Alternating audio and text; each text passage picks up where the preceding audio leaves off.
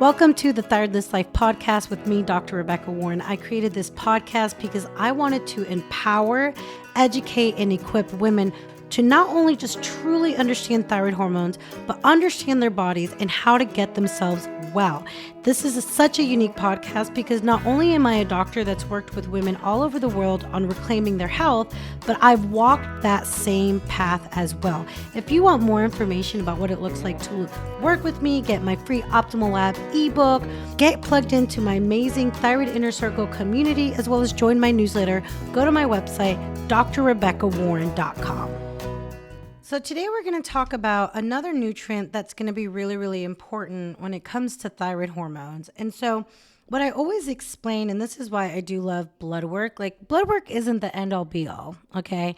But I think it can have some really powerful influence on not just how you feel and function, but the path you take to getting yourself well and getting yourself better, whether it's you wanting to heal your thyroid gland or if you're wanting to kind of find a good balance with your thyroid hormones where you're not symptomatic. And so I always share that, what I do is very different as a functional practitioner. And I love what I get to do because I didn't want to be in a profession where I could just put someone on thyroid meds or just put someone on meds across the board and just send them on their way. I wanted to figure out what's causing dysfunction and dysregulation and how do we support the body's own healing process. That's why I went into my profession because that's what I did for my own health. And I was laughing the other day with a client of mine and I'm like, if I could prescribe meds, especially thyroid meds, I mean, people would think I'm the best thyroid doctor in the world because I listen, I retest, I tweak, and I stay up to date on thyroid meds, news, research, and articles, right? And, having someone feel well on thyroid meds shouldn't be so dang difficult.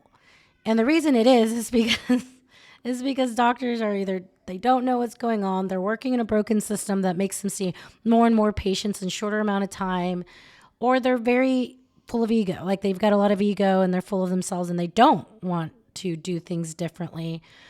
But regardless of why that is, the truth is, if you want to get yourself well, right, it's going to take work. If you want to really work with your body, not just cover up symptoms, right, it's going to take work. You get on a pill and things can get fixed very quickly and you think you're well when in actuality you're not. You're just handling those symptoms. And this part right here, how does this apply for those of you guys that have had your thyroid removed? Well, because most of you guys think that once you get on the right thyroid hormones, everything's done and fixed. You think, I had my thyroid removed, now I'm on the right thyroid hormones, I'm good to go. But you have to always remember that your body was dysregulated and it caused tissue disease at the tissue. And the tissue was the thyroid. And just because you removed the thyroid doesn't mean the body was healed. You removed essentially the symptom of a very dysregulated body. So the people that work with me, remember, I say healing after thyroidectomy. I'm not treating you. I'm not fixing you. I'm not doing anything after thyroidectomy, but supporting you to heal after thyroidectomy. There's still the healing process that must occur, both from the trauma you went through of that surgery and removing a vital organ, but also what caused the disease to happen in the first place. So going back to what I was saying, when you take the functional approach, when you're working with your body, right, it's going to be like hiking a mountain. You're going up Mount Everest. I always love to give this example, right? It's an incredible journey. It's not going to be easy. Sometimes it'll be easy. Sometimes it'll be more difficult. But that's what health is this process where you're getting better and achieving more each year, right? The last thing I want is for you to be hiking up this Mount Everest with a backpack full of rocks. There's things, lifestyle things, nutrient things that you don't want to be off because they're going to cause severe symptoms and it's just going to make that journey much, much harder. And so when it comes to, certain nutrients, like we're going to talk about vitamin B12 today, the importance of vitamin B12 and testing in homocysteine and all of that. But, if you are depleted enough, there's a time and place to start supplementing and get those levels up. And then you can figure out how to naturally keep it up if that's an option for you. But if you have a problem with iron and ferritin, which I did a whole podcast episode on that. If you have a problem with iron and ferritin, if you have a problem with B12, if you have a problem with insulin and blood sugar and all the, what I have in my complete wellness panel, if you haven't gotten your free ebook, please get your free ebook to know what I test in a complete wellness panel. I'll put the link in the notes here. But you want to make sure that these are addressed. And it's really important because sometimes is it your thyroid hormones are off, or is it that you have nutrient deficiencies and they're causing these symptoms? Right? I talked about that with iron and ferritin. Like, it can make you feel fatigue and have hair loss and heart palpitations and all these things where you think my thyroid meds aren't working, or you'll think, oh my gosh, my thyroid gland's not getting better. I might have to get on thyroid meds, when in actuality, you're just deficient in iron and ferritin and B12. So this information is going to be really important, especially for setting the course for healing and how you feel and function. So let's go ahead and jump in and let's talk about vitamin B12, because we're going to talk about, there's two different tests that I will do on lab work. And one is vitamin B12 and the other one is homocysteine. And homocysteine can be a little confusing as you start to learn about it and hear about it. I know a lot of times I have to explain it multiple times to my coaching clients or women in my community group. But vitamin B12 is a water-soluble vitamin, which is crucial for so many different processes in the body. We're talking about it's essential to make DNA, red blood cell formation, nervous system function, T4, T3. When you don't have adequate levels of this vitamin, we are we're disrupting your entire state, the entire state of your body. Now, vitamin B12, one of the best places and best sources, highly available, you're going to get a good amount of it, is from animal protein across the board. Now, I know there's some of you guys that might be doing plant-based or vegan, whatever it may be. I have worked with a few number of women throughout the years that have eaten that way. A majority of the women feel so much better, especially seeing their hormones, sex hormones, thyroid hormones improve significantly while utilizing animal protein. But what I want to point out about this is, and I've talked about this a lot, I've taught really deeply on this in my Thyroid Inner Circle community group, is that across the board, I most often find women undereat protein. They're under eating nutrients that can provide a significant amount of B12, a significant amount of iron and ferritin. And in a world, which I love me some supplements, but in a world where supplements are big, I see these women rush out to get iron and to get B12 and B vitamins when it's, that deficiency is a reflection of what's happening with their nutrients, right? This is really important because the undereating of protein for women is destructive. It's destructive for your brain and your hormones, your overall balance long-term of your body's ability to function.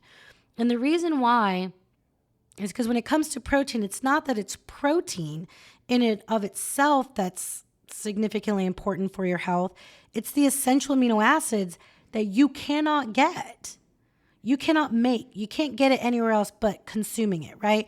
Like carbs, for instance. If you were to, eliminate glucose, like your body has all these backup systems in place that it's going to provide it for itself. But when it comes to fatty acids, there are essential fatty acids and then there's essential amino acids. You cannot make it. So if you're lacking it, you are living a life depleted. And as a reminder, what health is your body's ability to adapt to stressors, good or bad stressors, whether you're fasting or whether you get sick, whether you have a fracture that needs to heal or you have a deadline at work or dealing with your kids or the COVID virus, right? Your body's ability to respond appropriately to stressors, that's what health is. And when you are no longer responding appropriately, that's when disease occurs. It's your adaptability, right? And when you are living your life, a lot of you women, you get this checklist, this mental checklist of everything you're getting done or you have to get done, and you're checking it off, right? You're going about your day, you're doing all these things, and you might not feel great, but you're doing it. And what you don't realize is that every day your body is so dysregulated that you're coming from a place of survival, checking all those things off your checklist while your body's depleted, and breaking down. And then when we finally do have those symptoms, they tend to not just be, oh, I just don't feel great. Then our body really gives us some severe symptoms, right? Those sex hormones are awful, the menopause, the menstrual cycle, fertility. But your body's like, hey, like, I want you to remember, it's not because your body's failing you. It's because for so long, you've been functioning from a place of survival. Being depleted, nutrient depletion is a serious issue for a majority of the women that I work with. Even the women, one thing that just happened recently, and she might hear this, right? So you'll know I'm talking about you, right? Anyways, so she's lost 25 pounds since working with me, has kept it off, has felt amazing, energy's fantastic.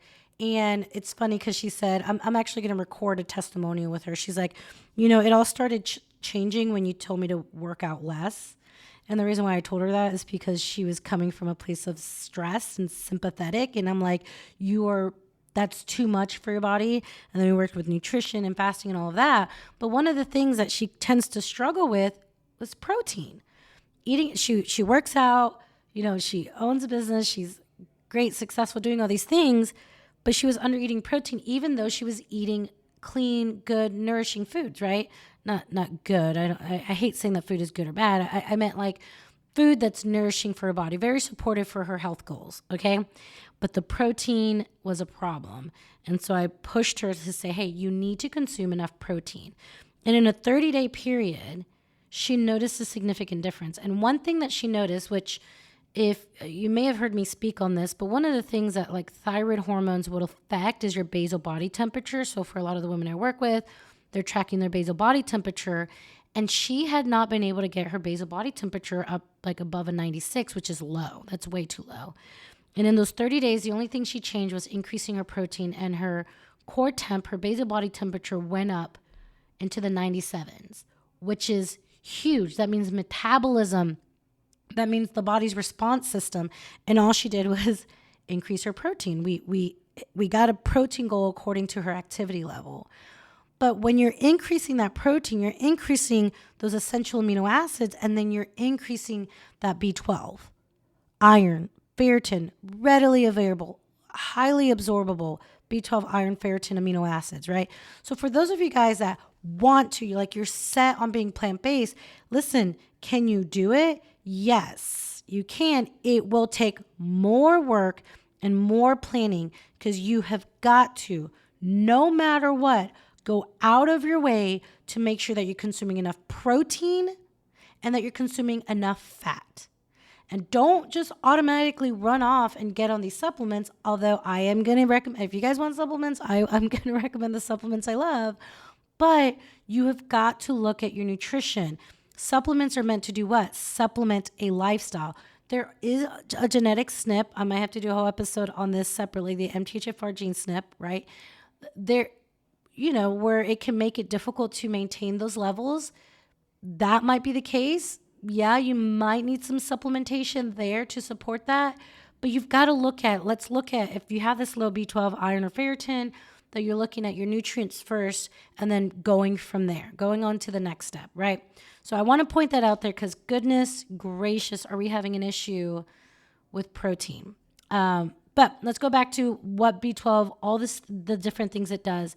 One of the most important things that B12 does is it acts as a cofactor for methionine synthase. So this is an enzyme which is involved in taking homocysteine and turning it into methionine. Really important. Methionine is then utilized to make SAMe, okay? And this SAMe is a crucial methyl donor involved in so many different metabolic pathways, including that's where that neurotransmitters, the brain function, and the DNA. Now, why is this important? Because one thing I talk about, when you have damaged DNA at a cellular level, right? You've got that damaged DNA, and you continue to make damaged DNA, you're going to make sick cells. You're creating an environment for disease, serious disease, right?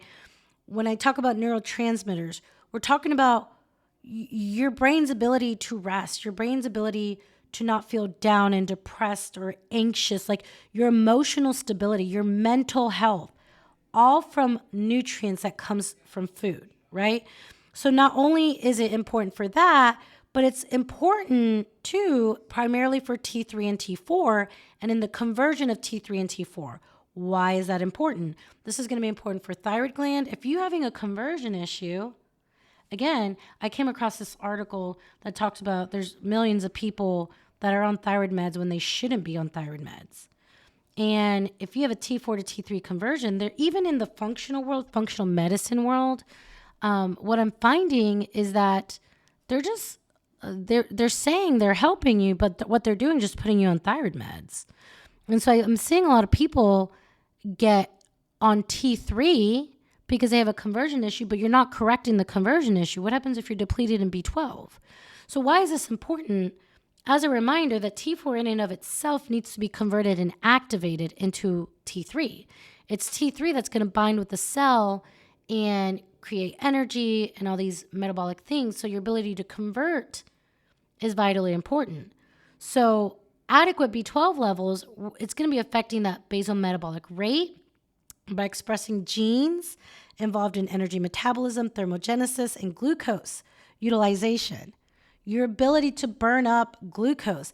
And we're living in a world now too, and I'm seeing it, and that's why I do in my optimal wellness labs, I do multiple markers to keep an eye on insulin and blood sugar because I want to know, is that getting worse before it really gets bad, right? I don't want you to be like, I'm diabetic or I'm pre-diabetic. I want to know, ooh, there's something going on here where that insulin, you're not getting the glucose where it needs to be. We need to address that.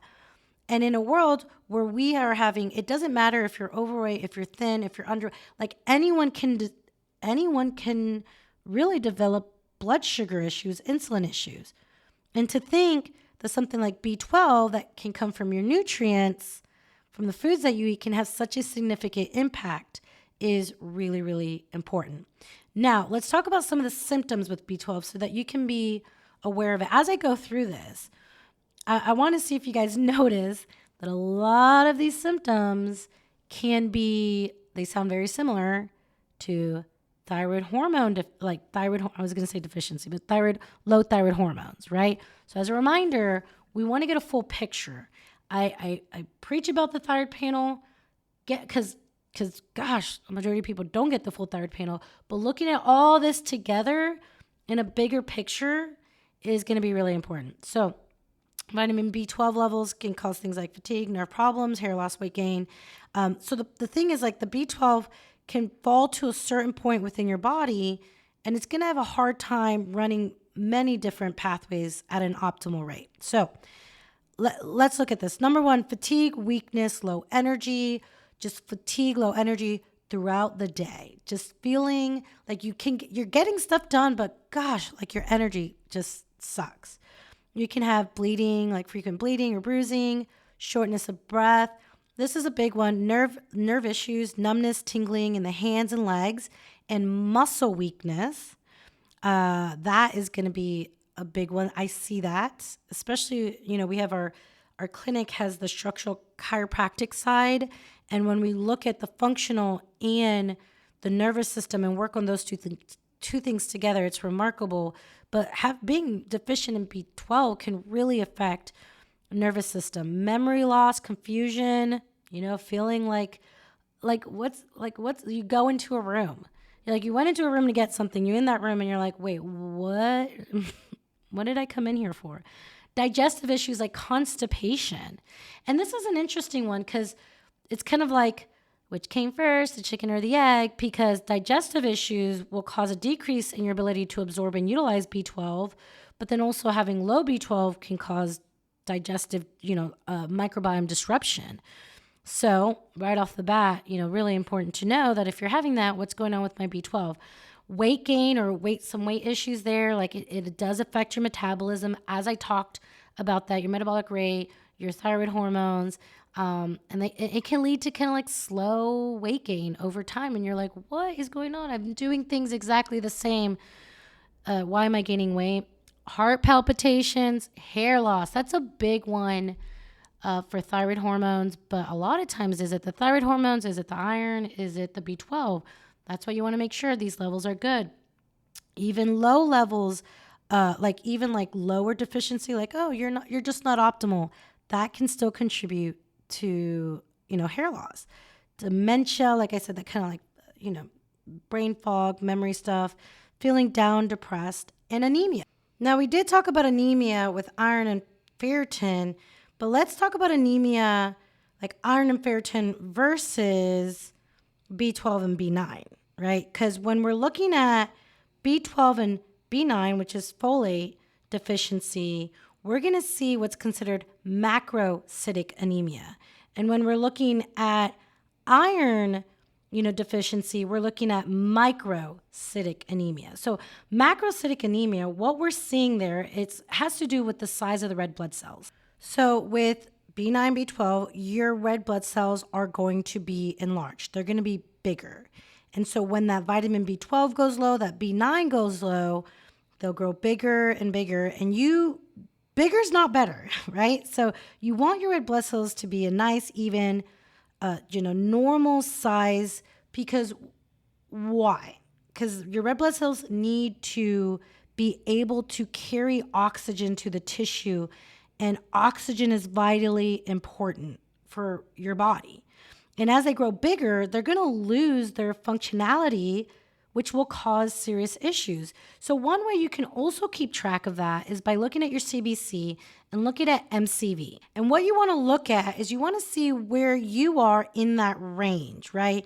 Because again, you have to be deficient long enough, which means you've already disrupted the internal environment of your body. You have to be deficient long enough to see it show up on, how your red blood cells are presenting. So when I'm looking at iron and ferritin or B12, B9 levels, what I'm going to be looking at is where you're at within that range, not just if you're out of that range, right? So if you're seeing an MCV that's trending on the high end of the range or out of that range, you're thinking about that macrocytic anemia, B12, B9. If you're seeing it trend on the low end of the range or out of that range on the low side, then we're looking at microcytic, which iron is going to be causing those red blood cells to be smaller.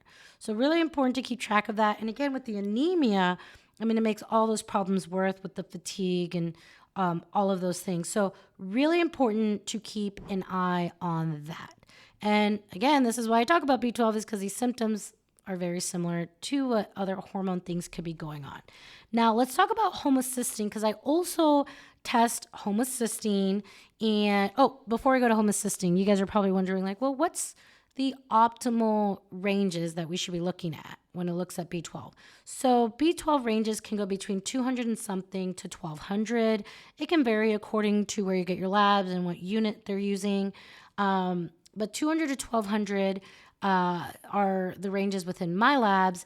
And what I'm always shooting for is to be in the upper quadrant of that range. So for my range, I'm shooting for 800 or above in regards to sustaining and seeing those levels get to a point where it's not just eliminating symptoms, but where you're optimal. I've come across articles as I'm reading about B12 and research on it that shows that levels under a 450 can already start to present symptoms to a person, right? So you could be having symptoms right now. I have someone that I just looked at that was working with someone else, and their B12 was 450, 430. And to me, I'm like, ooh, that's low. But guess what happened? 4 months later, it was in the 300s. Like that was already a sign that something's not right there and it needs to be addressed. So you want to definitely keep an eye on that.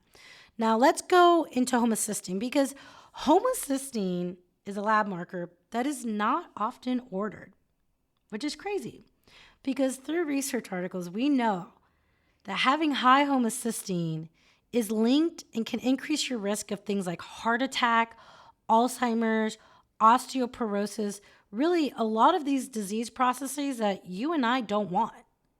And it's crazy to think that this simple test can really give us insight on where we're trending.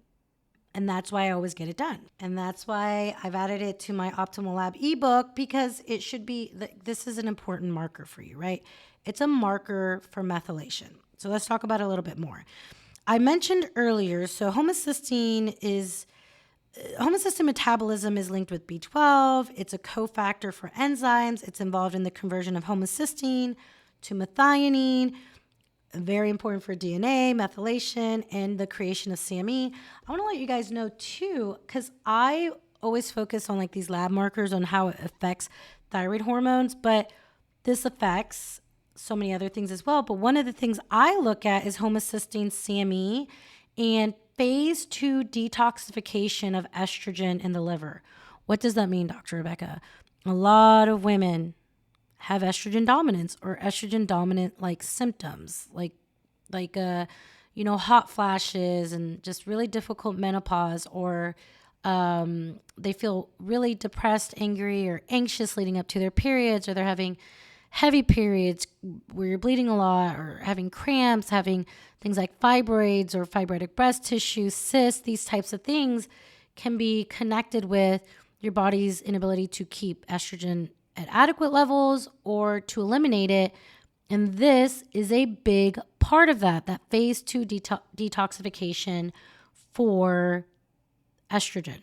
I'm just trying to point out to you guys the importance of all of this, right? Because a lot of times when I talk to people, they're like, well, my doctor didn't order that. Well, like, okay, I'm just telling you why it's important. Do you think you should get it ordered, right? So going back to talking about homocysteine, how does this come into play? Like I said, T4 to T3, conversion. A lot of you guys that have a thyroid gland, that's going to be a big issue. Thyroid gland, and you're having these conversion issues, that's going to be a big one for you. Now, homocysteine also can be broken down into another protein called cysteine.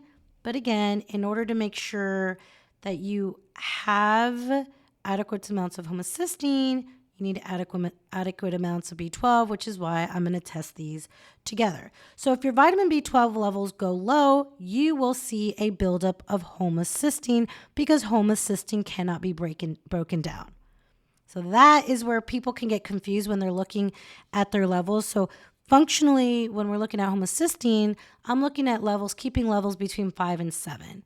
Once they start going up, once you start having too much homocysteine, you're not breaking it down, which means if you're not breaking it down, then you're not getting all these really good things that I just talked about, and that's going to be a problem. And this is the other thing too.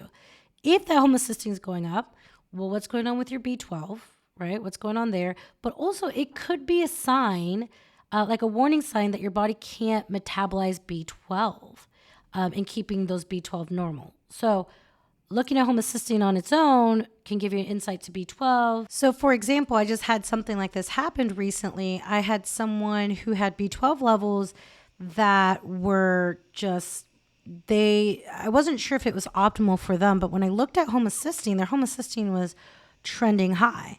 So we really focused on getting those B12 levels up, and we optimized it. We took it higher, and that homocysteine naturally came down. So right off the bat, that told me, okay, her optimal levels need to be higher. And we could see how that homocysteine responded in a positive way. So again, important, like I said, looking at vitamin B12 and homocysteine together. And what do you do? So what do you do? Number one, if you guys want to go deeper on labs, check out my Thyroid Inner Circle. Doors are open. You can go in and join. I'll add a link in the notes. There are options to work with me one-on-one if you need more intensive. I do have some spots open. You have to apply for that to make sure it's a good fit for you and myself. And I do have the Healing After Thyroidectomy roadmap. And for those of you guys that are about to get your thyroid removed or have had your thyroid removed, you don't even know where to go, where to start, what questions to ask. This is for you. All of that is on my website at drrebeccawarren.com. You also have the option that if you have labs and you just want to get a written protocol of like, oh, what does this mean? I write it out. I look at it. I give recommendations for that. You have all those options. I have more resources because I don't want you to feel stuck, not feeling well because you don't fully understand what's going on. So first steps first is like, okay, where are you at? What should you do? And then what are some of my favorite supplements? I'm just going to add a link, right? Just go and check out what my favorite B12 supplements are. And so what you'll do is I'll put a link to my full script, and there's a few different options that if you just want to look at what it looks like, you can go ahead and look at what supplements I love to use and which ones I love through the years and have seen good results with. Because, man, guys, I've been at this for 20 years, and a lot of companies have sold out. And, you know, if you buy cheap supplements, you get cheap supplements. You want that if you're going to invest into supplementation, you're getting the best bang for your buck, most available, not crappy fillers, all of that. So just go to the link in the notes and get, you know, my favorite vitamin B12 supportive supplements. You'll register with our full script. It's my shop, and you'll just see it right there. You get that. Or you can even go in there and like look at different protocols. I have a thyroid hormone support. I have a healing after thyroidectomy support. If you guys need some supplemental help, you can go on there and look at all the amazing options and brands that I carry. But again, I love supplements. If you need it, I have methylation supportive supplements. I have food-based supplements. Like, where are you at? Do you need a ton? Do you need a little? I have all those options, right? But like I said, you want to start off by looking at your nourishment. You want to look at your protein intake, and you want to look at your gut. Like, am I constipated here and there? Do I get constipation? Do I get loose stools? Do I feel like I'm not fully emptying? And then you can work on increasing the absorption of the nutrients from your food, because if you're not getting enough B12 because you're not eating enough protein, or you're not getting enough B12 because you're not absorbing it through your food, then you've got to address that. Because if you're not absorbing B12, 9 times out of 10, you're not absorbing other nutrients as well, possibly iron and ferritin as well. So that's really, really important. The next thing I'm going to add as we wrap up here is that if you are in the hole and you're very low, like 200, 300, 400, supplementation is going to be necessary to kind of get you out of that. I like to use a supplement to get you feeling better as you're making the lifestyle changes. And a lot of times I have women that just don't need it over time. That's really, really important. And the final thought is for my friends out there that don't have a thyroid. And I can't stress this enough. I said this over and over again, that if your thyroid meds are not optimal, if you're a T4 only and you don't have enough T3, or you're a T4, T3 and you don't have enough of either, like if your thyroid meds are off, it's going to affect all of this. It's going to decrease digestion. It's going to decrease absorption. It's going to decrease utilization and binding. And so I always, always, always recommend that you make sure that your thyroid hormones are optimal. You've got to be optimal. See what improves, and what improves you don't have to address. If you get that T3 optimal, you've been on it for a month and a half, you've increased your protein, you're really eating in a paleo, clean, organic, or as organic as you can, right? You don't have to be perfect with that, but paleo, getting rid of seed oils and those types of things, and that B12 is still low, then you kind of go down that next path. But remember, if you don't have a thyroid, optimal thyroid hormones are important. And so that's today's episode of B12, homocysteine. If you guys enjoyed this episode, please leave me a review. I'd love to hear how helpful it was and help me get this message out to more people. I'll see you next time. If you've enjoyed today's episode, please make sure to leave a 5-star review. I love being able to see and read how this information is helping you on your health journey. And make sure to subscribe to the podcast. That way, when new episodes are live, you can have it automatically downloaded to wherever you listen to your podcast. The number one question I get asked is, how do I work with you? If you are interested in finding out more information about me and being a part of my community, go to my website, drrebeccawarren.com. That's dr.rebeccawarren.com. And you should be able to find the answer to your questions there, as well as checking out my Thyroid Inner Circle membership group, getting access to the free Thyroid Labs ebook that I have available for you, and so much more great information.